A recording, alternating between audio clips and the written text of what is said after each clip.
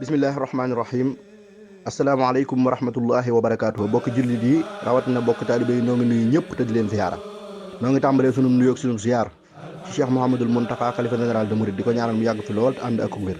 noo ngi siyaare mboolem kilifa yi nga xam te ni ñoo ànd ak moom liggéey Sëriñ Tuubaa bi di ñaan suñu borom mu dëgëral leen ci ba liñ ci yéene liggéey yàlla nañ ko defee niñ ko bëggee barke borom Touba mbokk yi ci ndigalul jëwrin ak ci kàddoom dañuy yëkkatee kàddu yi jëme ko ci mboolem mbokki taalibe yi ñuy seqal liggéey Sëriñ Tuubaa bii di Fatahul Ghaffar waaye jëme ko ci mboolem mbokki taalibe yi nga xam ne sii ni nag ñëpp ñu bëgg lu baax lañ ñu bisub xasida bii nga xam ne sii ni moo war a am le 11 mai incha allahu fee ca Touba Marrakech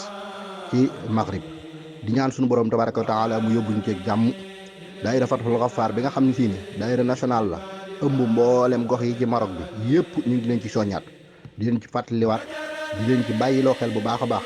yokk Pastef gi yokk waajtaay wi te dox jëm ca di ñaan suñu borom mu yóbbuñu ci ak jàmm mboolem niñ ci yéene liggéeyal sëriñ bi ñu defal ko ni mu ko bëggee te daje ceeg ngërëmam barke borom Touba ñoo ngi ciy woo ñëpp bàyyiwunu kenn ñoo ngi jiital ci woote boobu sëriñ Hamsatu Mbàkke borom jaalibatu ñi nga xam ne si ni mooy jëwri ni mboolem waa ahlul xasida ñoo ngi siyaare ñëpp di leen ñaanal di ko ñaanal mu yàgg fi te ànd ak ko wér di sàkkuy ñaan ci ñëpp asalaamaaleykum wa rahmatullahi wa barakatuh